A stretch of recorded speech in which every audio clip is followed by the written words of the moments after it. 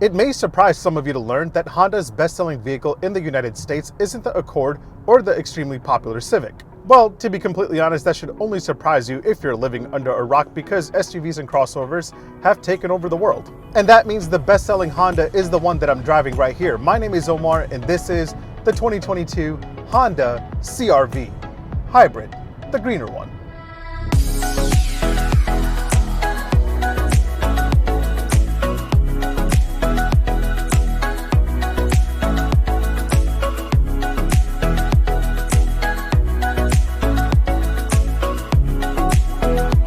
You know, I do find it interesting how Honda updated the Civic before the CRV, considering we live in an SUV crossover obsessed world. I cannot wait to see the next generation CRV. I love the updates that Honda made to the 11th generation Civic, and I hope some of those elements make it into the CRV. Now, the Honda CRV isn't going to get your heart pumping, and there's nothing really that fun about it. However, things like reliability, affordability, and the fuel-efficient powertrains make this a compelling option for new car shoppers. This is by far one of the, if not the most comfortable compact crossovers in this segment. It's definitely way more comfortable than the Toyota RAV4 and the Hyundai Tucson, not to mention the cabin is much quieter than the RAV4. My last experience in the RAV4 consisted of a lot of road noise. So this is the Honda CRV Hybrid, the more fuel-efficient version of the CRV.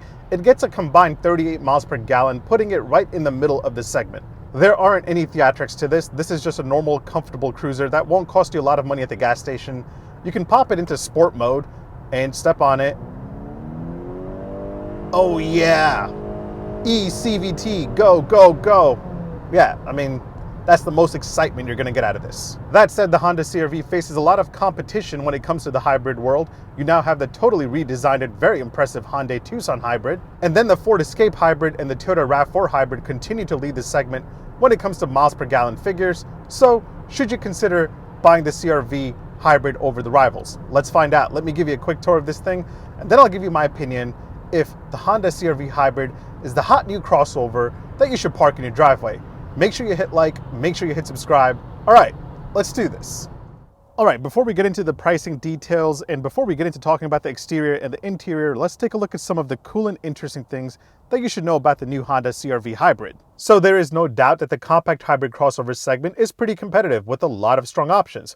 So I thought it would be interesting to see the miles per gallon breakdown of the overall segment. So looking at the all-wheel drive trims of all the options here, you start off with the Hyundai Tucson Hybrid that sits at the bottom of the list with 37 miles per gallon combined. Next, you have the Honda CRV Hybrid that I'm testing here, and that sits right in the middle with 38 miles per gallon combined. And then you have the Ford Escape Hybrid and the Toyota RAV4 Hybrid that sit at the top with a really strong 40 miles per gallon combined. Now let's get back to the Honda CRV Hybrid. One of the coolest things about all CRV trims and most Honda vehicles is that it comes standard with a suite of Honda Sensing driver assist tech. In most cars, you'll have to pay extra for things like adaptive cruise control and lane keep assist, but the CRV comes standard with both of those, plus collision mitigation braking, forward collision warning, and road departure mitigation at no extra cost, which means that you can drive your CRV in total comfort with adaptive cruise control turned on with minor steering input, because the lane keep assist system will automatically steer for you. Now, to keep it moving, let's do a quick rapid fire session pointing at some of the things that make the Honda CRV a unique and interesting option in this segment.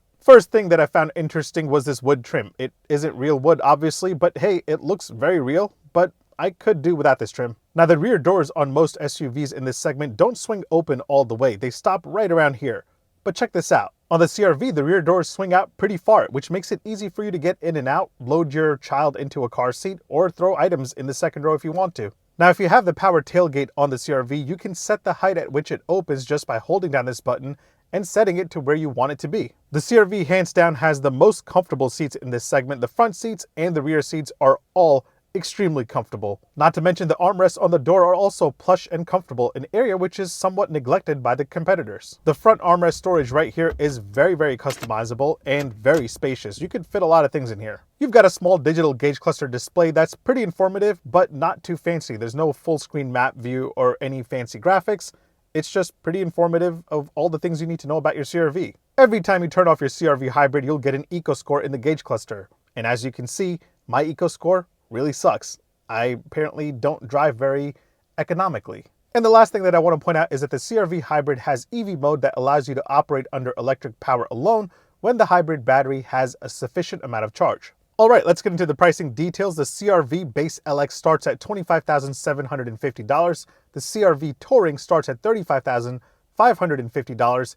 If you want to go for the hybrid, you're going to start off at $30,960. Now, personally, I would highly recommend staying away from the LX trim because it is pretty basic inside. Starting with the EX and above, things start getting a little fancier. The EX gives you a larger 7-inch touchscreen display, which is still one of the smallest in this segment, but you do get Apple CarPlay and Android Auto. Now, the seats in the EX trim are still cloth, but you do get heated front seats and a powered driver's seat, which is a plus. The EX also gives you dual zone climate control, so you don't have to fight with your passenger on what the temperature should be. It also gives you a one-touch power moonroof, no panoramic full star gazing going on over here. Oh, and if you want push button start, the EX and above is where you'll get it. I think the base LX just has the standard key, which is weird in 2022. And then the EX will also add on blind spot monitoring and cross traffic alert, on top of your Honda Sensing suite of driver assist tech. Now, if you go for the hybrid CRV, you have no choice but to start at the EX trim for $30,960.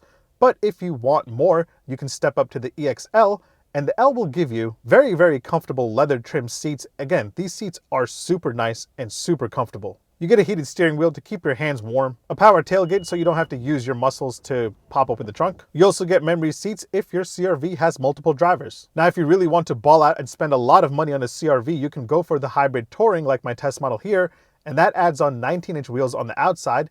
The LX gets 17-inch wheels, and the EX and EXL get 18-inch wheels. You get parking sensors so you don't hit anything while backing into a spot. Navigation, which is pretty basic, but you won't get lost. I would still use Google Maps in Apple CarPlay. And you get a wireless charger, which again, I say this in all my reviews, wireless chargers should not be a luxury item. They should be standard across the whole lineup. Oh, and if you're all fancy going for the Touring, you can also kick to open the tailgate, which is pretty nice. All right, let's talk horsepower and torque. The CRV Hybrid is powered by a 2-liter 4-cylinder engine with an electric motor, and that's good for 212 horsepower and 232 pound-feet of torque, and that's made it to an eCVT transmission. Not that many CRV Hybrid drivers will care, but this will do 0 to 60 in just 7.5 seconds, which I find impressive, and you have a top speed of 103 miles an hour. As for fuel economy, the Honda CRV Hybrid gets 40 city and 35 highway. You have a 14-gallon tank capacity. I'm averaging, after a few days of driving, mostly in sport mode and a lot of idling while I'm filming today, a total of 30.4 miles a gallon. Not that bad at all. All right, let's talk about the looks of the Honda CRV because I think it looks pretty nice. It may not be the most exciting looking option in this segment, but I feel like it still looks pretty tough. Honda has added some exciting colors, including the radiant red metallic seen here, and it will cost you an extra $395. I'm more of a sonic gray pearl type of guy. But yeah, that said, my favorite angle on the CRV is definitely the rear end. I like the design of the taillights quite a bit. They are very sleek. Not do I think the CRV is the best looking in this segment. Well, this segment overall isn't really that exciting. I think the Hyundai Tucson recently did a sharp departure of what you can expect from this segment, and they are definitely pushing the envelope forward. But yeah, I am looking forward to seeing the next generation CRV and seeing where it goes from here. All right, before we hop inside, let's check out the cargo capacity. You can pop open the trunk by using a button right here, and once you get it open, you're welcomed by 33.2 cubic feet behind the second row, and with the second row folded, you get 68.7 cubic feet.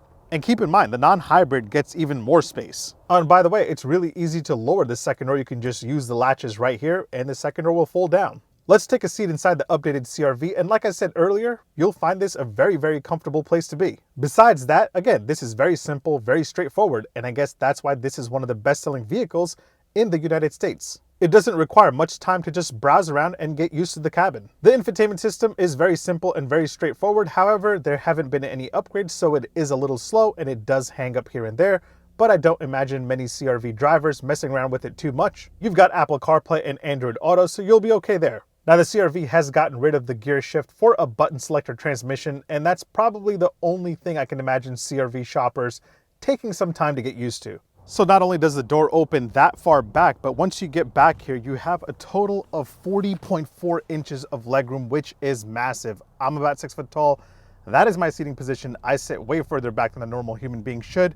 And as you can see, legroom for days. I can kick back and really chill here. Overall, the cabin is simple, it's comfortable, but I am looking forward to a full redesign of the interior with the new generation model, and I hope they carry over some items that we saw in the new Civic. Now, before I go ahead and give you my opinion on how the CRV stacks up against the competition, let me point out a few random things that I'll have to show all of you. You have 4 cup holders, 2 in the front for the front passengers right there, and then you come around back and you have 2 for the rear passengers in the center armrest. Here are what the keys look like to the Honda CRV Hybrid. Pretty much the same Honda key as every other Honda. I like them, they're nice and small. You do have remote start, so let me start it up. And you shouldn't really hear much. Yeah, it's ready and it's super quiet. Door open and close sound from the outside. And from the inside.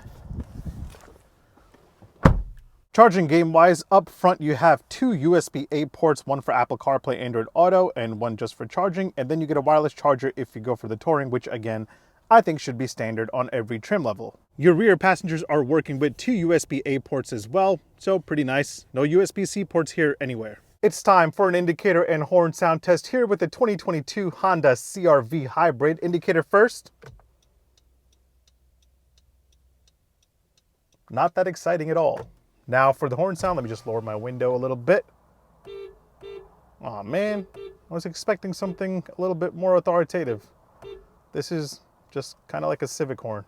And now that I've given you a tour of the Honda CRV Hybrid, sport mode, let me give you my opinion if you should buy this over the Hyundai Tucson Hybrid, the Ford Escape Hybrid, and the Toyota RAV4 Hybrid. All right, so the coolest option in this segment is the latest and greatest Hyundai Tucson Hybrid.